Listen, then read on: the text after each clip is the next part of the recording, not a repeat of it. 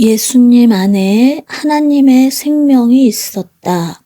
예수님은 이 땅에 하나님의 아들로서 하나님을 알리고 하나님의 최종의 뜻, 수많은 사람들을 죄에서 속량하는 뜻을 예수님을 통해 이루셨다.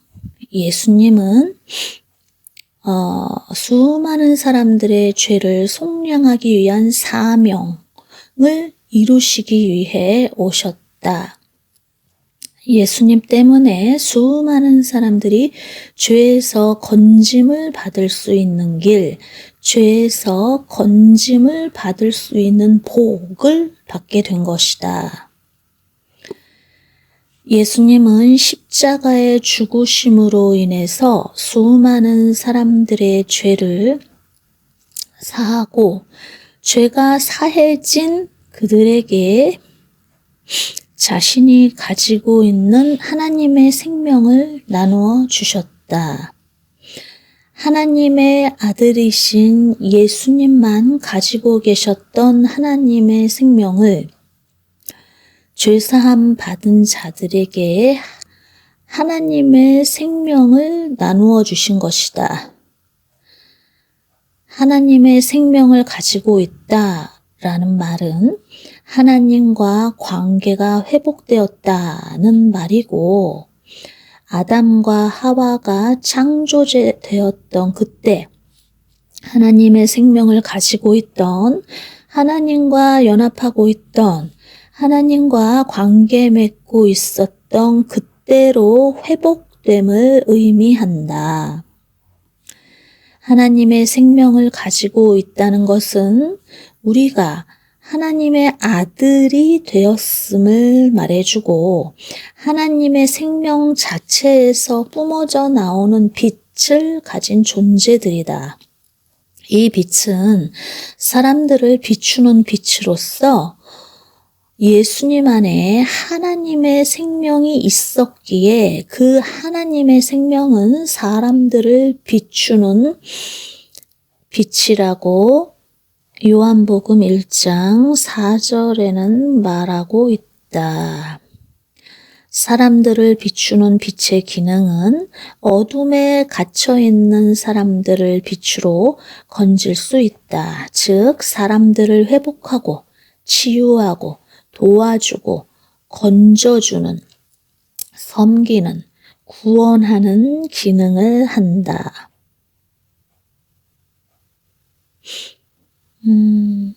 눈먼 자에게 보게 함을, 저주받은 자에게 그 저주, 속박에서 풀려남을 할 수 있는 것은 그 빛, 하나님의 생명이 이 구원의 일을 할 수 있는 것이다. 하나님의 생명이 있는 자들은 이 빛을 가진 자들이고, 빛의 사명인 구원의 사명이 있는 자들이다. 하나님이 우리를 삶 속에서 빛의 사명을 행할 수 있도록 예수님의 길을 걷게 인도하신다.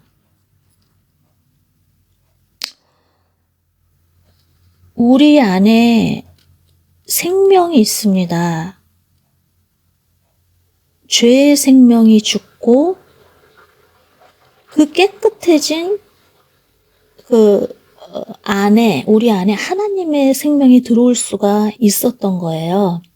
원래 우리는 죄의 생명, 죄의 본성을 가지고 있었던, 사탄과 연합했던 존재들이었는데, 죄가 사해지면서 사탄이 떠나가고 하나님의 생명이 내주할 수 있는 상태가 되었습니다. 이것을 하기 위해서 예수님이 이 땅에 내려오신 것입니다. 이 엄청난 빛의 사명을 감당하기 위해서 예수님이 이 땅에 내려오셨고, 그 결과로 우리는 하나님과 관계 회복이 되었습니다. 하나님과 하나가 되는 관계가 되었어요. 예수님을 하나님의 한 의가 나타났으니 그게 예수님이라고 말씀하시잖아요. 이 하나님의 의, 하나님의 뜻, 하나님의 옳음은 뭐냐 하면은요, 사랑입니다. 조금 더 쉽게, 사랑이라는 건 이렇게 굉장히 큰 범위잖아요. 조금 더 쉽게 얘기하면요, 조금 더 쉽게 직관적으로 얘기하면 관계 회복입니다. 하나님의 의는 관계 회복이에요. 그 하나님의 의를 이루신 거예요, 예수님이 이 땅에서. 우리는요, 하나님의 생명을 받은 존재들이에요. 예수님 안에 있던 하나님의 생명을 받은 존재들이기 때문에 우리는 예수님의 아들들이고 또 하나님 아버지의 아들들이 된 것입니다. 그래서 우리는요, 이제 빛의 사명을 가진 자들이에요. 빛이 우리 안에 있어요. 그 빛의 사명을 가진 자들이에요. 그래서 그 빛의 사명을 어떻게 감당하느냐? 우리는 도무지 할 수가 없어요. 이거는 왜냐하면 하나님의 일, 하나님의 사역이시기 때문에 이것은 오직 하나님만이 계획하시고 주관하시고 인도하시는 일입니다. 그래서 우리는 전적으로 하나님을 의지해야지만 이 사명을 온전하게 예수님처럼 다 이루었다라고 말씀하셨잖아요. 최종에. 그 말이 우리 입에서 터져나올 수가 있는 거예요. 그 전에 우리는 굉장히 수많은 실수를 합니다. 하나님의 사명, 하나님이 주신 그 사명의 길을 걸어가는 데 있어서요, 우리가 실수할 수 있어요. 왜냐하면 우리는 육신적이기 때문에 모든 결정에서 육신적으로 할 가능성이 있고, 육신적인 생각을 할 가능성이 있어요. 그래서 하나님의 사명을 감당할 때는 진짜 하나님께 집중하지 않으면요, 우리가 실수할 수 있는 거예요. 그러나 하나님은 그 실수마저도 사용하시고, 실수를 통해 우리가 점점 더 하나님과의 그 연합된 관계, 하나님의 아들들로서, 신의 성품을 닮아가는 자들로 우리가 바뀌어 갈 수가 있는 거예요. 그 실수를 통해서. 자꾸 반복하면서 그것들을 이제 이게 아니구나 하고 버리고 또 하나님의 뜻을 계속 쫓아가는 그 과정이 항상 있습니다. 그래서 우리가 하나님의 길을 걸을 때 이 삶의 예배를 통해서 삶을 통해서 인도하시는 하나님을 체험할 때 어떤 우리가 죄 때문에 육신적인 그것 때문에 우리가 낙담하고 그러면 안 돼요. 왜냐하면은 그 과정이 꼭 필요해요. 우리가 삶에서 어떤 것을 이루기 위해서 갈 때 무조건 성공만 하나요? 그렇지 않잖아요. 항상 우여곡절이 있잖아요. 그걸 다 겪어야 되거든요.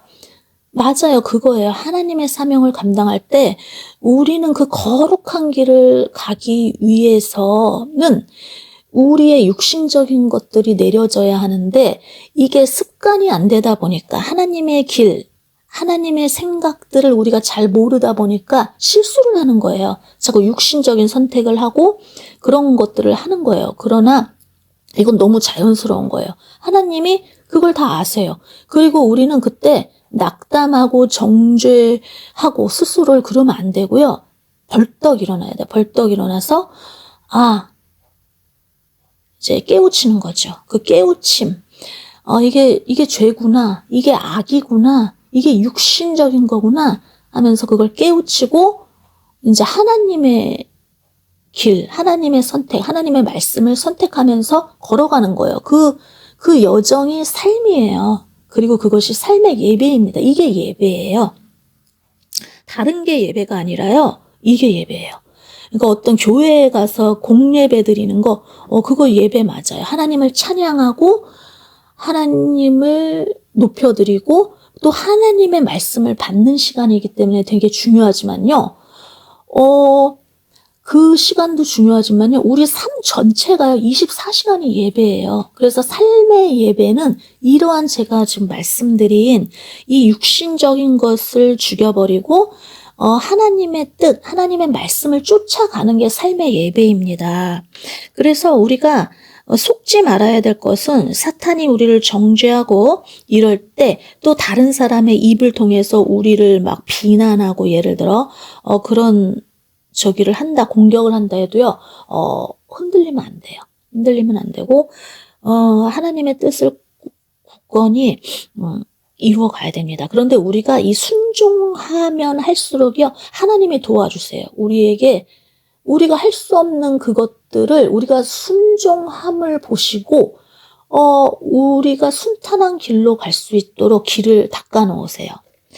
참, 그래서 더 하나님께 빠져듭니다. 더 하나님께 중독된다고 할 수가 있어요. 더 빠져들어요. 그래가지고 우리를 축복의 길로 인도하시기 때문에 그걸 알기 때문에 더 하나님께 빠져들고 하나님이 가끔씩 느껴지지 않다거나 예를 들어 뭔 일이 잘 안 풀리거나 그러면 막 하나님을 엄청나게 찾게 됩니다. 엄청나게 찾게 되고 하나님께 막 의지하는 그런 사람이 돼버려요.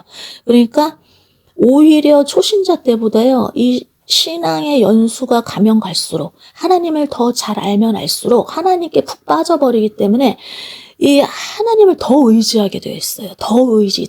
왜냐하면은 이 일은 하나님만이 할 수 있구나. 이걸 깨닫기 때문에, 알았기 때문에요. 내 힘으로 할 수 없다는 걸 알았기 때문에 더 하나님을 찾고 의지하는 사람이 돼요. 그래서 우리가 하나님을 의지하는 것 자체가 굉장한 축복입니다. 그리고 굉장히 우리가 성장할 수 있는, 우리가 신의 성품으로 변화될 수 있는, 열매 맺는 삶. 성령의 9가지 열매가 예수님의 성품인데 그것을 열매 맺는 그런 삶으로 우리가 변화될 수가 있습니다.